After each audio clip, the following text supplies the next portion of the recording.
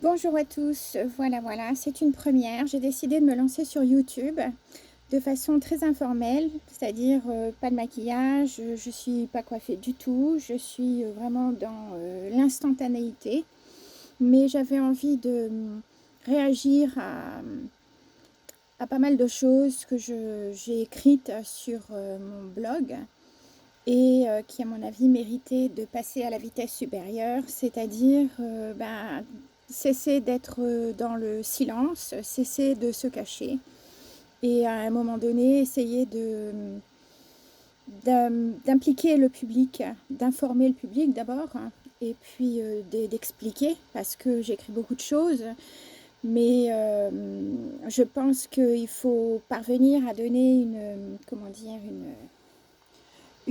un caractère un petit peu plus ludique à tout ce que je peux écrire, arriver à expliquer les tenants et les aboutissants, pourquoi telle et telle chose sont importantes, quels sont les moyens de recours. Enfin bon, il se passe énormément de choses autour de moi et j'ai décidé de ne pas rester dans le silence. Donc je me lance sur YouTube. Je viens juste de créer la chaîne YouTube de petitebite.com. J'ai créé le compte Twitter de petitebite.com, donc je vais m'en servir. Je vais dessiner comme je l'avais prévu, comme je l'avais annoncé il y a quelque temps, donc je vais me remettre à faire des dessins. Et j'ai créé la page, le GoFundMe de petitebite.com pour arriver à lever des fonds de manière à me sécuriser déjà, parce que je me sens très menacée en ce moment et qu'il faut que j'arrive à stabiliser un peu ma situation et puis poursuivre mes enquêtes. Donc, sécuriser, pourquoi? Parce qu'en ce moment, donc on a eu le Covid-19. Pour reprendre un petit peu l'historique, alors non pas de toute mon histoire, je l'ai écrite sur le blog, vous pouvez le retrouver. Mais en 2019, j'ai eu comment dit-on en français, euh, heat exhaustion en anglais, deux insolations, pardon. J'ai eu deux insolations importantes en travaillant qui m'ont rendue très très malade et je me suis fait attaquer par un pitbull. Donc j'ai eu une jambe qui était pas mal amochée et quelques mois après, comme j'avais des difficultés à marcher, je suis tombée et je me suis cassé la cheville sur l'autre jambe, ce qui fait que pendant plus d'un an, je me suis retrouvée avec deux jambes complètement gonflées, impossible de mettre même des baskets, impossible de rentrer dans mes pantalons. Enfin bon, j'étais dans un état pitoyable et le fait de ne pas bouger m'a rendue un peu plus handicapée puisque j'ai pris énormément de kilos et que après ça, il était difficile de reprendre de mon activité, l'activité que j'avais avant. Et donc, j'ai renouvelé mon permis de travail en juin 2021. Et en juin 2021, à la suite donc, du renouvellement du permis de travail, normalement, ça prend un mois et demi, 2 mois maximum. Rien. C'est-à-dire juillet, pas de nouvelles, mois d'août, pas de nouvelles. J'ai téléphoné, on m'a dit que comme il y avait eu le coronavirus, mon dossier en fait était sur une liste d'attente qui pouvait prendre jusqu'à 10 mois. Donc j'ai pris mon mal en patience, j'ai survécu tant bien que mal. J'ai pu bénéficier heureusement des aides qui étaient disponibles pendant le coronavirus, notamment pour les loyers, la protection des loyers, etc. Il y a eu un certain nombre d'aides qui ont été mises à disposition des personnes qui habitent la Californie et notamment Los Angeles, hein. Et bon, j'ai attendu 10 mois et au bout de 10 mois, toujours rien.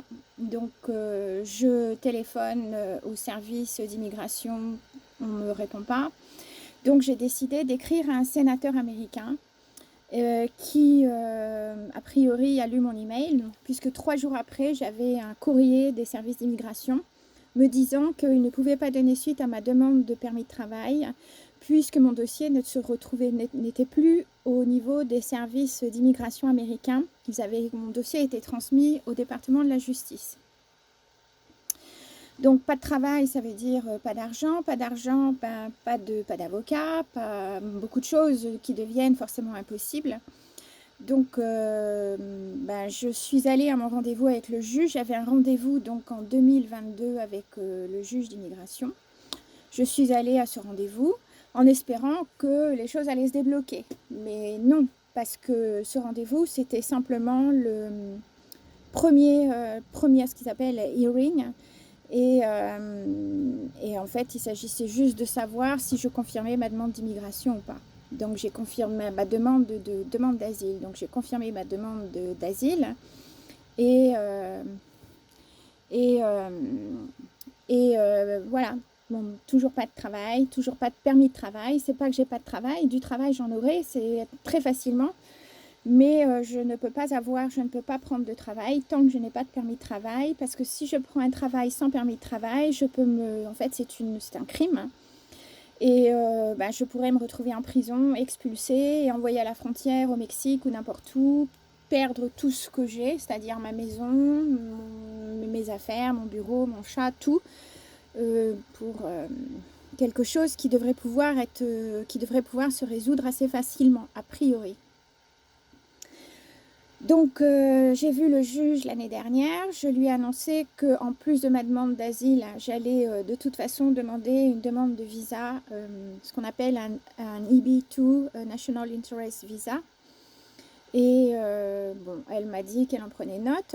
Donc voilà, c'était dans le pipeline, c'était dans le projet. Et puis ça s'est pas fait parce que j'arrivais pas à soulever les fonds. J'ai essayé autour de moi, mais à monter un projet avec un ami, mais malheureusement, il a eu un très grave accident. Donc, les choses ne se sont pas faites. Et je me suis retrouvée un peu toute seule et sans la possibilité de faire quoi que ce soit. Donc, à Los Angeles, il y avait une protection pour les locataires qui a pris fin, qui va prendre fin, en ce qui me concerne, le 31 mars. Et après ça, j'ai la possibilité de payer mon premier mois de loyer. Donc, j'ai la possibilité de payer mon loyer au mois d'avril. J'aurai la possibilité de payer mon loyer au mois de mai. Mais si je n'ai pas de revenus, si je n'ai pas de travail, mon propriétaire va faire tout ce qu'il peut faire pour m'enquiquiner, me chasser, m'expulser, enfin bon. Donc, je suis aujourd'hui dans une situation très périlleuse. Et parce que je ne veux pas perdre tout ce que j'ai.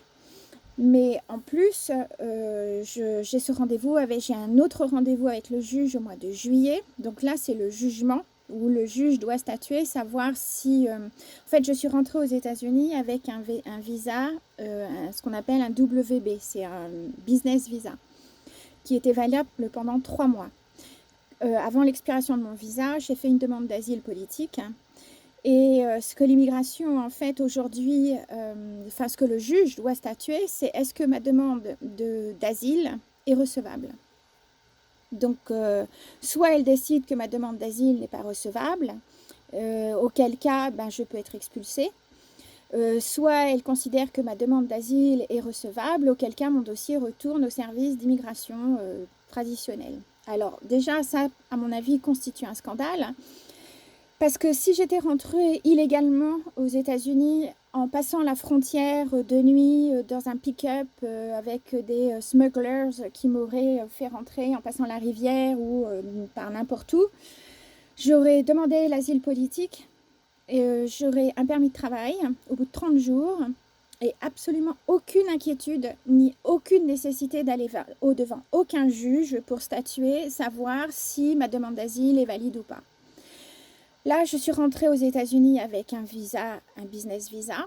J'avais pas prévu de demander l'asile politique au départ. Moi, je pensais que une fois aux États-Unis, j'allais pouvoir déjà rencontrer des gens, leur montrer ce que je fais, pourquoi je viens, mes innovations. Et puis, en fonction de ça, j'allais pouvoir trouver un soutien, en fait, qui me permettrait ensuite de changer mon visa pour un permis de travail et que tout allait rentrer dans l'ordre sans difficulté. Ça ne s'est pas passé comme ça, parce que les Américains sont extrêmement suspicieux de tout étranger, particulièrement les Français. Eux-mêmes sont sous le coup de la justice, ou en tout cas peuvent tomber sous le coup de la justice et sont extrêmement méfiants. Donc en fait, il n'y avait pas J'ai pas trouvé de soutien. J'ai trouvé des gens qui m'ont encouragée, qui m'ont fait des courriers, notamment pour me sponsoriser auprès des services d'immigration. Mais c'est pas suffisant pour avoir un visa. Et à l'époque, quand j'ai voulu faire ma demande de visa EB2, enfin EB2, on m'a dit que non, ce type de visa, c'était plutôt réservé aux athlètes, aux musiciens, aux chanteurs, mais pas des gens comme moi qui écrivent des bouquins ou qui déposent des brevets. Et donc, je me suis laissée un peu influencer, il faut dire, hein, à cette époque, parce que je n'y connaissais rien. Et j'ai fait ma demande d'asile parce que c'est la seule solution qu'on me proposait. Et j'ai déposé donc mon asile politique, ma demande d'asile politique en mai 1995. Et puis les choses se sont déroulées comme ça jusqu'en juin 2021 où là, tout a été bloqué. Et donc au mois de juillet, je vais voir le juge qui doit statuer sur la recevabilité de ma demande d'asile. Mais j'ai pas envie d'attendre parce que entre-temps, c'est-à-dire depuis que Biden est passé au pouvoir, il s'est passé pas mal de choses en Afghanistan. Donc on a énormément d'immigrés afghans qui sont arrivés, donc qui eux aussi font des demandes d'asile, qui a priori sont plutôt prioritaires, puisque a priori un certain nombre d'entre eux sont sponsorisés par l'armée américaine. Ensuite, il y a eu tous les immigrés d'Ukraine, donc là aussi, qui vont être prioritaires parce qu'il y a une guerre qui est supportée par l'État américain. Et que moi, je suis française, je suis blanche, je viens de France. On risque de me rigoler au nez, en fait. C'est-à-dire que le juge peut très bien décider de ne même pas entendre ma demande. C'est en tout cas un risque auquel je suis de plus en plus consciente de ce risque-là. C'est-à-dire que je crois de moins en moins à la justice américaine et je crois de moins en moins surtout en la capacité des États-Unis à respecter le droit d'asile. Et je me rends compte que le droit d'asile, c'est quelque chose qui est réservé pour les pays en voie de développement. Mais mon pays, qui est la France, qui a contribué à la mise en place du droit d'asile, notamment par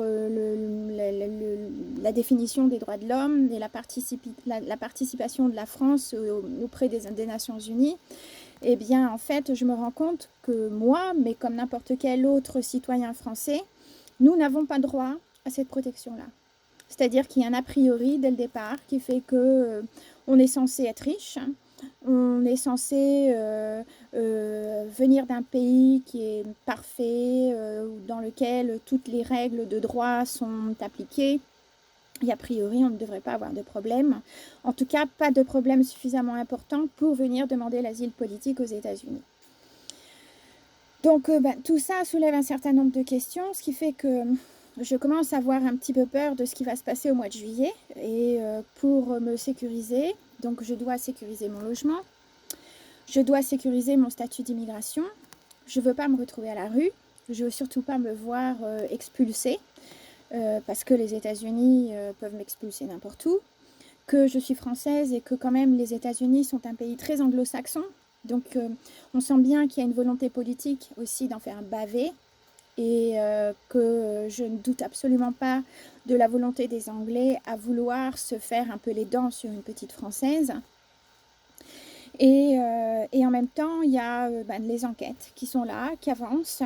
Et depuis que l'affaire McKinsey est sortie en France, il y a un certain nombre d'éléments que je ne connaissais pas au départ qui nous ramènent aux États-Unis. C'est-à-dire que je voyais bien en France tout ce qui se passait, mais en tant qu'enquêteur indépendant, je ne pouvais m'appuyer que sur les sources ouvertes, c'est-à-dire qu'il n'y avait pas moyen de savoir ce qui se passait véritablement au niveau de la fonction publique, au niveau du gouvernement. Et l'affaire McKinsey, en fait, met au jour ces consultants, ces contrats en tout cas, et l'ampleur de ces contrats. Donc le fait que les consultants arrivent sur la table, ça permet de mettre au jour un certain nombre de choses, notamment qui ils sont, ce qu'ils font, ce qu'ils pensent, ce qu'ils écrivent, la façon dont ils sont perçus et l'impact que ça peut avoir en ce qui me concerne sur mon affaire. Et en l'occurrence, McKinsey, pour moi, ça a été un élément probant puisque en fait, du coup, j'ai pu enquêter. Ça m'a permis de remettre au jour un certain nombre de choses que j'ignorais, notamment le fait que le code forestier ait été complètement réécrit par un ancien employé de McKinsey, et le fait que McKinsey soit tellement investi au niveau de la filière bois, indirectement. C'est-à-dire que McKinsey met un certain nombre de projets en route, ne parle pas directement de la filière bois, c'est-à-dire qu'ils ont, comme toutes ces grosses organisations, ils ont un langage public bien travaillé, parfaitement, parfaitement rodé, parfaitement, comment dire, construit, pour arriver à emmener le public vers cette croyance, parce que c'est une croyance avant tout, hein, on est presque dans la religion, mais emmener le public vers cette croyance que ce qu'ils font, c'est la bonne chose. C'est ce qu'il faut faire, ce sont les bons choix, ce sont les bonnes solutions, et que banco, il faut y aller, les suivre, et vous pouvez mettre tout votre argent dans leur banque, vous pouvez leur confier vos forêts, vos territoires, votre pays même, la preuve, avec Macron, tout va bien. Et la réalité, c'est pas celle-ci. La réalité est beaucoup plus compliquée, elle est beaucoup plus surtout sombre. Elle est très très sombre, et je pense que le public commence à comprendre qu'il se passe quelque chose. Je pense que le public perçoit que ce qui se passe est sombre, justement, mais que le public a encore des difficultés à expliquer en quoi est-ce que c'est sombre. Et je pense que parmi ce public-là, il y a des policiers, des juges, des procureurs, des sénateurs, des députés, des journalistes, toutes sortes de gens en fait qui à un moment donné ne sont pas des influenceurs, mais sont des gens qui à un moment donné ont la capacité de prendre des décisions, notamment pour établir le bon droit.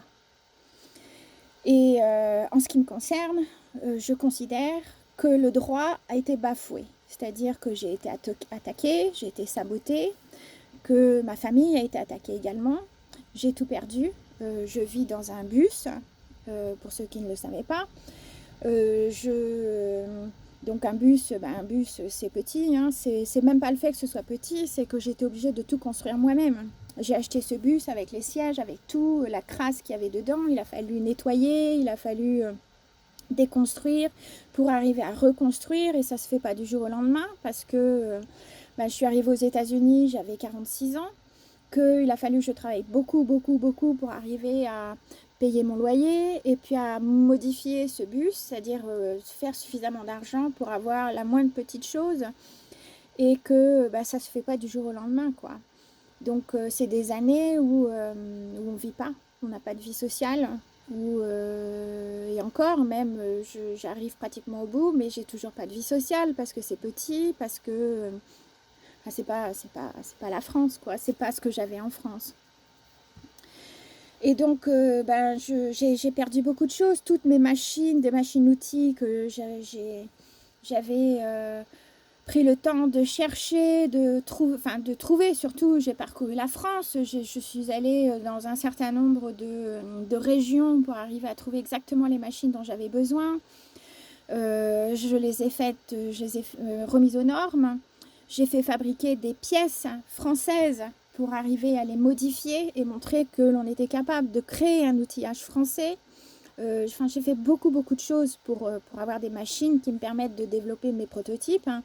Et tout ça, toutes mes machines, l'ensemble de mes machines a été vendu aux enchères 121 €.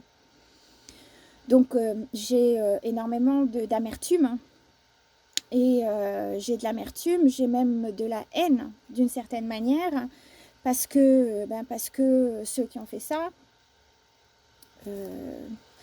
font bonne figure. Il y en a qui se promènent avec des bracelets, qui partent en vacances et qui envoient des photos de vacances comme si rien ne se passait. Moi, on m'a harcelée, on m'a pratiquement poussée au suicide sur des sommes de 600 €, 1000 €, et des sommes que j'avais déjà payées, sur lesquelles on m'envoie les huissiers, sur lesquelles on m'a harcelée, et pour me pousser vraiment à l'extrême, Et à côté de ça, il y a des gens qui volent des millions, voire des milliards, et eux ne sont jamais, jamais inquiétés. C'est-à-dire que c'est même pas deux poids, deux mesures. C'est-à-dire qu'il y a un système qui est protégé et un système juridique qui protège ça. Et à côté de ça, en tant qu'individu, en tant qu'entrepreneur, en tant qu'innovateur, eh bien, on est menacé pour des petites sommes, pour 3 fois rien. C'est-à-dire que pour 600 euros, ils sont prêts à pousser au maximum pour arriver à réduire une personne à commettre l'irréparable, c'est-à-dire mourir, quoi. C'est-à-dire que ils ont, de leur côté, ils ont fait un certain nombre de choses, mais s'ils avaient voulu me tuer, ils l'auraient tué. Mais c'est pas ce qu'ils veulent. Ce qu'ils veulent, c'est à un moment donné, c'est pousser à fermer l'entreprise, pousser à se taire et irrémédiablement, s'il le faut, pousser au suicide. En attendant, mon père est mort, ma mère a été blessée et je ne peux pas m'empêcher de penser que ce n'était pas un accident. Donc il s'est passé des choses, il y a beaucoup de gens qui ont disparu autour de moi et je ne peux pas continuer à vivre comme si tout allait bien. C'est pas possible. Je ne peux pas continuer à vivre en me disant que ce n'est pas arrivé, parce que c'est arrivé. Et que, en ce qui me concerne, je ne suis pas une criminelle, je ne suis pas une terroriste. Et j'ai bien conscience que les autorités françaises m'ont certainement classée S. C'est pas un problème. Personnellement, je m'en fous. Mais je ne suis pas une violente, je ne suis pas une terroriste, je ne suis pas une criminelle. Et j'écris, ça peut déranger beaucoup de gens, mais ça fait encore partie du droit. Et j'ai l'intention de faire valoir mes droits. Et j'ai bien conscience qu'aux États-Unis, il y a un certain pouvoir politique qui aimerait bien pouvoir me museler également. Et que si je suis là, c'est peut-être pas par hasard non plus. Mais, enfin, c'est pas par hasard. Je ne l'ai pas voulu, mais parfois, je m'interroge savoir est-ce que j'ai pas été poussée à venir aux États-Unis d'une certaine manière. Ce sont des opportunités qui ont fait qu'à un moment donné, je suis arrivée aux États-Unis. Et voilà, je sais pas. Qu'est-ce qui fait que je suis arrivée là? Je ne sais pas. Je veux dire, c'est un ensemble de circonstances pratiquement. Quand je suis arrivée aux États-Unis, j'étais un zombie.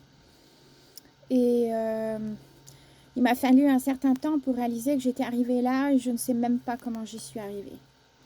Mais je regrette pas, je regrette absolument pas parce que le fait d'être venue aux États-Unis m'a permis d'écrire beaucoup de choses, que les choses sont très très compliquées ici. Mais en même temps, je veux dire, il est facile de prendre sa part de ce que l'on veut voir, de ce que l'on veut entendre. On n'est pas obligé de tout prendre non plus. Et je regrette absolument pas. J'ai pu écrire des choses que je n'aurais jamais pu écrire en France, ou en tout cas pour lesquelles on m'a très sévèrement muselée en France pendant des années. Donc je me sens pas prête à retourner en France en tout cas. Mais je me sens pas prête non plus à me laisser marcher sur les pieds, museler ou me faire taire. Et le rendez-vous avec le juge que j'ai eu en 2022, en fait, a ranimé en moi cette conscience qui est de dire, mais finalement, ils ont gagné. Parce que je ne suis plus architecte, parce que je ne fais plus d'innovation, je ne fais plus de prototypes, je ne fais même plus de maquettes, je ne fais même plus de petites maquettes, de rien du tout. Je ne fais même plus de dessin, je n'ai plus aucune mise à jour sur mes logiciels, je n'ai qu'un vieil ordinateur qui serait incapable de faire du traitement graphique. Je n'ai même plus envie d'aller faire du porte-à-porte pour essayer de trouver du travail en tant qu'architecte dans un cabinet d'architectes aux États-Unis, parce que j'ai fait ça au début et qu'en fait, la seule chose qu'on me proposait, c'était d'être graphiste. Après avoir travaillé à mon compte pendant un certain nombre d'années, j'avais pas envie d'être graphiste, j'avais pas envie d'être gratte-papier, j'ai pas envie de travailler sur les projets des autres. Et j'avais pas, c'est pas le fait de pas avoir envie de travailler sur les projets des autres. Je veux bien travailler sur les projets des autres si ces projets en fait me ramènent à ce que j'aime faire moi. Et c'était pas le cas. Donc, on me proposerait de travailler, je sais pas moi, pour un Frank Lloyd Wright. J'irais peut-être travailler pour lui. Mais travailler pour faire des choses qui ne me parlent pas, qui ne m'inspirent rien, j'en ai pas envie. Et puis j'avais pas envie non plus de retourner à l'école. J'avais pas la forme physique et mentale pour retourner à l'école quand je suis arrivée aux États-Unis. Donc j'ai fait ce que je savais faire, c'est-à-dire de la charpente. Et mais en 2022, je me suis rendu compte que finalement ils avaient bien ils avaient bien réussi à faire ce qu'ils voulaient faire, quoi. C'est-à-dire que je m'habille mal, je cherche même plus à montrer que je peux m'habiller bien parce que c'est presque devenu une forme de résistance, hein. C'est-à-dire que face à toutes ces affaires que j'ai subies, on me dit aujourd'hui que pour résoudre les problèmes d'immigration, il faudrait que je me marie. Et là, je me dis, ben non, je ne vais pas devenir femme de ménage, laver des chaussettes, hein, me mettre au service d'un homme qui de toute façon n'en a strictement rien à faire de moi. Je suis consciente de physiquement, je ne suis pas une bombe. Je veux dire, intellectuellement, je ne suis pas un génie non plus. Et, j'ai tellement de colère que ça se porte sur moi, je le porte sur moi. Je veux dire, c'est quelque chose que je ne peux pas dissimuler. Je vais beaucoup mieux maintenant, mais il y a quelque temps, dès que je parlais de moi, de mon histoire, dès qu'on me posait des questions, je me mettais à pleurer, j'avais du mal à me contenir en quelque sorte. Donc déjà avoir une vie sociale, c'est pas facile. Arriver à passer une soirée avec des amis, c'est pas évident. Mais me résoudre en me disant, bah oui, je vais me marier et puis la vie comme ça continue. Et puis ma mère est toute seule en France et j'ai perdu ma maison, j'ai perdu mes voitures, j'ai perdu mes brevets, j'ai perdu mes machines. Et puis la vie continue comme ça, sans que les gens qui ont fait ça ne soient jamais inquiétés. Pour moi, c'est pas possible. C'est absolument pas possible. Je demande justice, je veux justice, je me bats pour la justice et je continuerai de me battre pour la justice. Et j'envisagerai peut-être à un moment donné de faire ma vie. D'abord, si je fais ma vie, c'est certainement pas pour des papiers d'immigration. Il en est hors de question. Et si je fais ma vie, c'est parce que je trouve un intérêt à faire ma vie. Et pour l'instant, je n'ai aucun intérêt à ça. Pour l'instant, mon seul intérêt, c'est de faire valoir mes droits, c'est de faire valoir mes écrits, c'est de faire valoir qui je suis et de retrouver mon identité. J'avais un titre qui était celui d'architecte. Je ne peux plus porter mon titre, j'ai perdu mon titre, mais je n'ai pas du tout l'intention de laisser, de perdre mes droits. Pour aucune raison. Donc j'ai décidé de prendre la parole, je livre tout ça un petit peu en vrac en espérant que les gens qui m'entendent sont des gens qui ont déjà lu mon blog et qui savent, qui connaissent un petit peu mon histoire. Si vous ne connaissez pas mon histoire, je vous invite à regarder dans la description les liens dans lesquels j'écris mon histoire. C'est le début en tout cas. Et je vous invite aussi à voir la page sur McKinsey où je résume à peu près tout ce que j'ai pu écrire sur le sujet, les documents que j'ai rassemblés et ce qui m'emmène aujourd'hui à prendre la parole. Et je m'excuse un petit peu de cette façon un peu, vous voyez, à nu, à cru, en brut, de me livrer comme ça. Mais j'avais envie de le faire de manière spontanée, vous voyez, avec ma moumoute autour du cou, parce qu'il ne fait pas chaud aujourd'hui. Et je ne suis même pas coiffée, je ne suis pas maquillée, mes lunettes sont cassées. Mais c'est la réalité. Vous voyez, ma lèvre, elle est coupée. Ça, c'est le résultat des insolations que je me suis prises en 2019. Mes jambes ne sont pas en très bon état. Mais c'est la réalité. Et j'ai pas envie de voiler cette réalité, j'ai pas envie de la masquer, ça suffit. C'est-à-dire, j'ai besoin d'aide. J'ai besoin urgemment d'aide. Et c'en est fini de faire semblant, de se maquiller, de bien s'habiller, de faire comme si tout allait bien, tout ne va pas bien. Je ne vais pas bien. D'ailleurs, rien ne va. Je pleure pas, je suis très combative et j'ai bien l'intention d'aller jusqu'au bout et avec beaucoup de détermination. Je n'ai pas du tout l'intention de me laisser monter sur les pieds par qui que ce soit, ni politique, ni gouvernement. Je sais très bien que je suis en danger, surtout vis-à-vis de tout ce que j'ai à dire encore et qui me reste à dire. Il suffit de regarder la carte et mon dernier post sur mon blog. Vous verrez que je ne suis pas forcément en position forte, puisque je demande l'asile politique dans un pays où le gouvernement est démocrate, alors que ce sont les démocrates qui ont quand même, qui sont à coquiner déjà avec McKinsey, qui ont créé un certain nombre de problèmes et que donc je ne suis pas dans une position forte. Mais c'est pas grave. C'est pas grave. Je n'ai pas peur de perdre déjà d'une part. J'ai pas peur de perdre. Et si je dois perdre, j'utiliserai cette force-là à mon escient. Parce que ça suffit. Ça suffit d'avoir peur, ça suffit de se taire, ça suffit de faire semblant.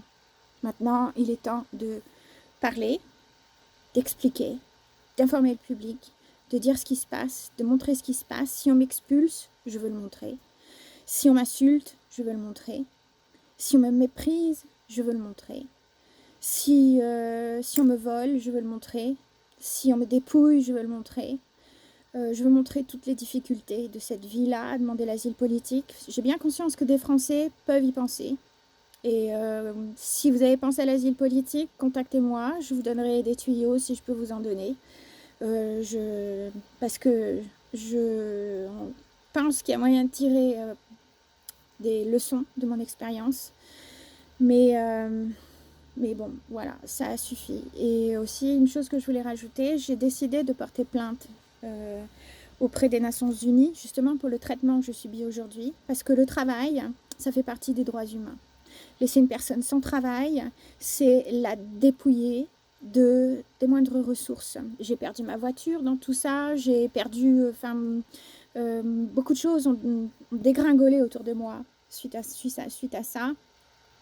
Et c'est pas normal, c'est pas juste, c'est pas simplement pour moi, hein, c'est pour les immigrés en gros, mais on se rend bien compte que le système d'immigration aux États-Unis aujourd'hui, c'est vraiment un système colonialiste qui vise à faire de l'esclavage et à emmener des esclaves aux États-Unis pour travailler pour une certaine classe de personnes qui de toute façon n'en ont rien à faire. Et moi, je suis contre ça. Donc, j'ai un avis, il est politique et j'ai bien l'intention de le faire savoir. Voilà, donc écoutez, c'est ma première vidéo. Tout est livré un petit peu en vrac, à la va-vite, et puis je suis pas belle, mais tant pis, il va falloir vous y habituer parce que je vais vous emmener avec moi sur le terrain. Je vais vous montrer la réalité, déjà ma réalité en tant que demandeur d'asile, ma réalité au travers mes enquêtes, les difficultés que je rencontre, éventuellement conduire des interviews juste à côté de chez moi, mes voisins, déjà leur poser des questions, et pour vous montrer un peu cette réalité-là de ce qui se passe et la façon dont les gens le perçoivent. Voilà. Je vous remercie si vous êtes venu jusque-là, 31 minutes et 55 secondes. Et je vous dis à très bientôt sur la chaîne de petitebite.com. Petite bite aussi pour précision. Alors petite, parce qu'elle est petite et elle est décidément pas grande. BIT, c'est la BITD, c'est-à-dire la base industrielle et technologique de défense de la France. C'est la seule et dernière industrie de la France. Tout le reste, tout ce qui est l'industrie textile, tout ce qui est industrie du bois, tout ce qui est innovation a été détruit délibérément par volonté politique, par arrivisme aussi. Et qu'aujourd'hui, tout est basé autour de la base industrielle et technologique de défense. C'est-à-dire que la France devient un pays belliqueux. Si demain, il n'y a pas de guerre, s'il n'y a pas de terrorisme, s'il n'y a pas de rébellion, s'il n'y a pas de chaos dans le monde, la France ne peut plus vivre. Donc la France aujourd'hui est rentrée dans une phase où elle est prête à entretenir la guerre, le chaos, le meurtre et toutes sortes de destructions. Mais en même temps, la France veut pouvoir parler des accords de Paris, du développement durable, du climat. On est dans une forme d'hypocrisie insoutenable.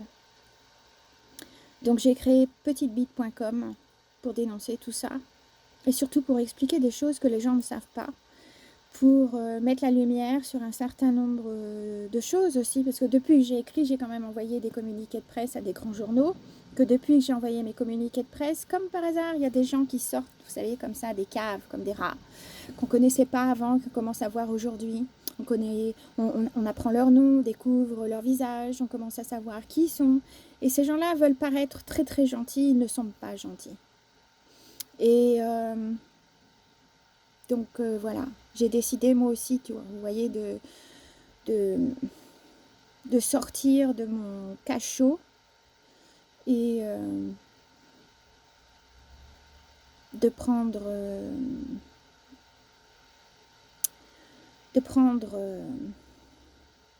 la parole sur les réseaux sociaux. Voilà. Nous sommes aujourd'hui donc le 20 mars 2023. et je vous souhaite une bonne fin de journée. À bientôt. Ciao.